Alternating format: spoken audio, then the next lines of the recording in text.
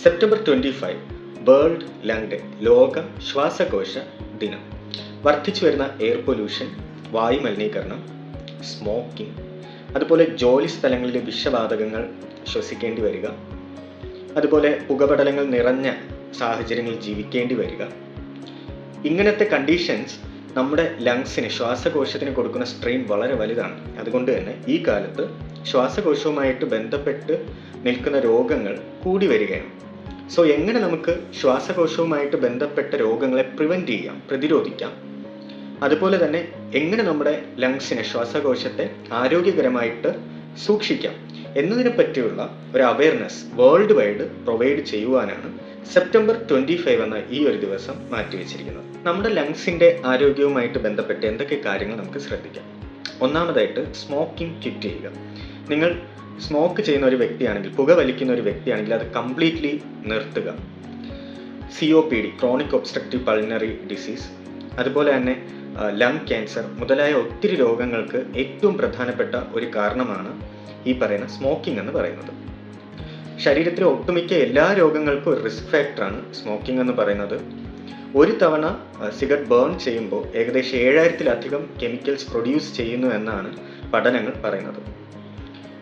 ഇതിൽ 250-ലധികം കെമിക്കൽസും ശരീരത്തിൻ്റെ ആരോഗ്യത്തിന് ഏറ്റവും അപകടകരമായിട്ടുള്ളതാണ്.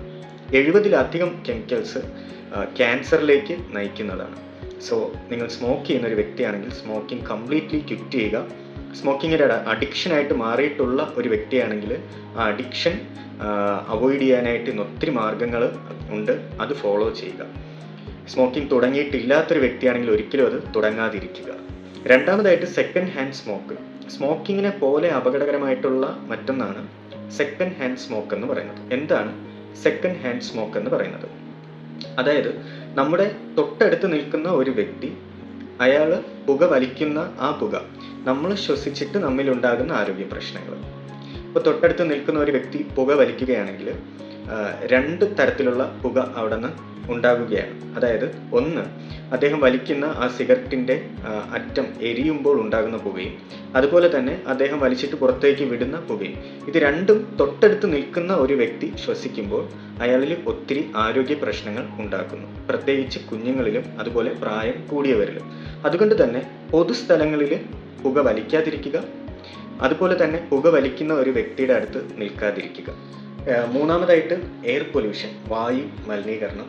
വായു മലിനീകരണം ഇന്ന് കൂടി വരുന്ന ഒന്നാണ്. അപ്പോൾ അതുകൊണ്ട് തന്നെ വായു മലിനീകരണപ്പെട്ട സ്ഥലങ്ങളിൽ സഞ്ചരിക്കുന്നവർ, വർക്ക് ചെയ്യുന്നവരൊക്കെ മാസ്ക് ധരിക്കാനായിട്ട് ശ്രദ്ധിക്കുക. നാലാമതായിട്ട് ഇപ്പോൾ ജോലി സ്ഥലങ്ങളിൽ വിഷവാതകങ്ങളൊക്കെ ശ്വസിക്കേണ്ടി വരുന്നവരുണ്ട്. അങ്ങനെയുള്ളവർ ആ ജോലിയുമായിട്ട് ബന്ധപ്പെട്ട സേഫ്റ്റി പ്രോട്ടോകോൾസ് അനുസരിച്ച് മാത്രം ആ ജോലിയിൽ ഏർപ്പെടുക. മാത്രമല്ല റെഗുലറായിട്ട് ലങ്സിൻ്റെ ഹെൽത്ത് നമ്മൾ ചെക്കപ്പ് ചെയ്യുക. അഞ്ചാമതായിട്ട് ഒരു ബാലൻസ്ഡ് ഡയറ്റ് ഫോളോ ചെയ്യുക. അതായത് ആൻറ്റി ഓക്സിഡൻസ് ഒക്കെ റിച്ച് ആയിട്ടുള്ള ഫുഡ് കഴിക്കാനായിട്ട് ശ്രദ്ധിക്കുക. നമ്മുടെ ശരീരത്തിൻ്റെ തൂക്കത്തിന്, വെയ്റ്റിനനുസരിച്ചിട്ടുള്ള വെള്ളം കുടിക്കുക. എപ്പോഴും ഹൈഡ്രേറ്റ് ആയിരിക്കുക, ധാരാളം വെള്ളം കുടിക്കുക.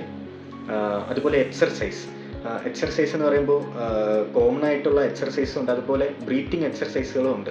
ബ്രീത്തിങ് എക്സർസൈസ് എന്ന് പറയുന്നത് നമ്മുടെ ലങ്ങിൻ്റെ കപ്പാസിറ്റി കൂട്ടുന്നതാണ്.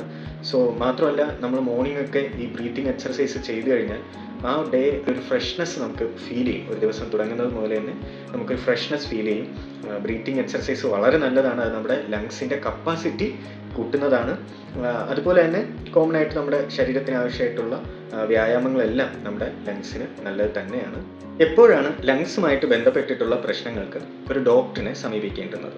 ഒന്നാമതായിട്ട് 3 ആഴ്ചയിൽ കൂടുതൽ ചുമ കുറയാതെ നിൽക്കുന്നുണ്ടെങ്കിൽ, അതുപോലെ തന്നെ ചുമയ്ക്കുമ്പോൾ രക്തം പുറത്തേക്ക് വരുന്നുണ്ടെങ്കിൽ നമ്മളൊരു ഡോക്ടറിനെ കൺസൾട്ട് ചെയ്യേണ്ടുന്നതാണ്.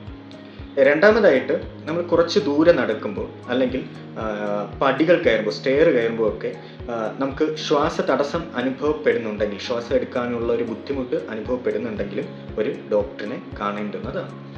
മൂന്നാമതായിട്ട് റിക്കറൻ്റായി ഫ്രീക്വൻ്റ്ലി ലങ്സുമായിട്ട് ബന്ധപ്പെട്ടിട്ടുള്ള ഇൻഫെക്ഷൻസ്, അതായത് ന്യൂമോണിയ, ബ്രോങ്കൈറ്റിസ് മുതലായിട്ടുള്ള ഇൻഫെക്ഷൻസ് നമുക്ക് വരുന്നുണ്ടെങ്കിലും ഒരു ഡോക്ടറിനെ കാണേണ്ടുന്നതാണ്. അതുപോലെ റെഗുലറായിട്ട് സ്മോക്ക് ചെയ്യുന്നവർ, പൊല്യൂട്ടഡ് ആയിട്ടുള്ള ഏരിയാസിൽ വർക്ക് ചെയ്യുന്നവരെല്ലാം റെഗുലറായിട്ട് ലങ്സിൻ്റെ ഹെൽത്ത് ചെക്ക് ചെയ്യുന്നത് വളരെ നല്ലതായിരിക്കും. അതുപോലെ തന്നെ ശ്വാസം എടുക്കുമ്പോൾ ഒരു ശബ്ദം അനുഭവപ്പെടുന്നുണ്ടെങ്കിൽ, നമ്മൾ കേൾക്കുന്നുണ്ടെങ്കിലും ഡോക്ടറിനെ കൺസൾട്ട് ചെയ്യുക. എന്തൊക്കെയാണ് കോമൺ ആയിട്ട് കണ്ടുവരുന്ന ലങ്സുമായിട്ട് ബന്ധപ്പെട്ട രോഗങ്ങൾ? ഒന്നാമതായിട്ട് ആസ്മ. വളരെ കോമൺ ആയിട്ട് കണ്ടുവരുന്ന ഒരു രോഗമാണ് ആസ്മ എന്ന് പറയുന്നത്. അതായത് ചില അലർജി കാരണമോ അല്ലെങ്കിൽ തണുത്ത ക്ലൈമറ്റിൽ താമസിക്കുമ്പോഴോ അല്ലെങ്കിൽ ഒത്തിരി കഠിനമായിട്ട് എക്സർസൈസ് ചെയ്യുമ്പോഴോ ഒത്തിരി സ്ട്രെസ് അനുഭവപ്പെടുമ്പോഴൊക്കെയാണ് ഈ പറയുന്ന ആസ്മ ഉണ്ടാകുന്നത്. അതായത് നമ്മുടെ എയർവേസ്, ശ്വാസനാളിക്ക് ഇൻഫ്ലമേഷൻ ഉണ്ടാകുമ്പോൾ അവിടെ ഒരു വീക്കം ഉണ്ടാകുകയും ശരിയായ അളവിൽ നമുക്ക് ശ്വാസം എടുക്കാൻ പറ്റാതെയും വരുന്ന ഒരു അവസ്ഥ, അതാണ് ആസ്മ എന്ന് പറയുന്നത്. രണ്ടാമതായിട്ട് ക്രോണിക് ഒബ്സ്ട്രക്റ്റീവ് പൾമണറി ഡിസീസ്. അതായത് വർഷങ്ങളായിട്ട് നമ്മുടെ ലങ്സ് സ്മോക്കിംഗ് കാരണമോ അല്ലെങ്കിൽ എയർ പൊല്യൂട്ടൻസ് കാരണവുമൊക്കെ ഇറിറ്റേറ്റ് ആകുന്നതിൻ്റെ ഫലമായിട്ട് ഉണ്ടാകുന്ന ഒരു രോഗമാണ് ഈ പറയുന്ന ക്രോണിക് ഒബ്സ്ട്രക്റ്റീവ് പൾമണറി ഡിസീസ് എന്ന് അറിയപ്പെടുന്നത്. മൂന്നാമതായിട്ട് ന്യൂമോണിയ വളരെ കോമൺ ആയിട്ട് കണ്ടുവരുന്ന ഒന്നാണ്. അതായത് നമ്മുടെ ലങ്സിന് ഉള്ളിൽ വളരെ ചെറിയ എയർ സാക്സ്, ആൽവിയോളൈ എന്ന് വിളിക്കപ്പെടും, എയർ സാക്സ് അതായത് വായുസഞ്ചികളുണ്ട്. അപ്പോൾ ഇതിൽ നീർ കെട്ടുകയോ അല്ലെങ്കിൽ പഴുപ്പ് അടിയുകയൊക്കെ ചെയ്യുമ്പോഴാണ് ന്യൂമോണിയ എന്നൊരു കണ്ടീഷൻ ഉണ്ടാകുന്നത്. ന്യൂമോണിയ ബാക്ടീരിയൽ ഇൻഫെക്ഷൻ കൊണ്ടാകാം, വൈറൽ ഇൻഫെക്ഷൻ കൊണ്ടാകാം, ഫംഗൽ ഇൻഫെക്ഷൻ കൊണ്ടും ആകാം. നാലാമതായിട്ട് ട്യൂബർക്കുലോസിസ് ഒരു ബാക്ടീരിയൽ ഇൻഫെക്ഷനാണ്. ആദ്യം അത് അഫക്റ്റ് ചെയ്യുന്ന ലങ്സിലാണ്, പിന്നെ അത് ബോഡിയുടെ മറ്റുള്ള ഭാഗങ്ങളിലേക്ക് സ്പ്രെഡ് ആകും. അഞ്ചാമതായിട്ട് ലങ് ക്യാൻസർ. സ്മോക്ക് ചെയ്യുന്ന വ്യക്തികളിലാണ് ഏറ്റവും അധികം ഈ പറയുന്ന ലങ് ക്യാൻസർ കണ്ടുവരുന്നത്. അതുപോലെ തന്നെ സെക്കൻഡ് ഹാൻഡ് സ്മോക്ക്, നേരത്തെ പറഞ്ഞ സെക്കൻഡ് ഹാൻഡ് സ്മോക്കിന് ഇരയാകുന്ന വ്യക്തികളിലും ഈ പറയുന്ന ലങ് ക്യാൻസർ കണ്ടുവരുന്നുണ്ട്.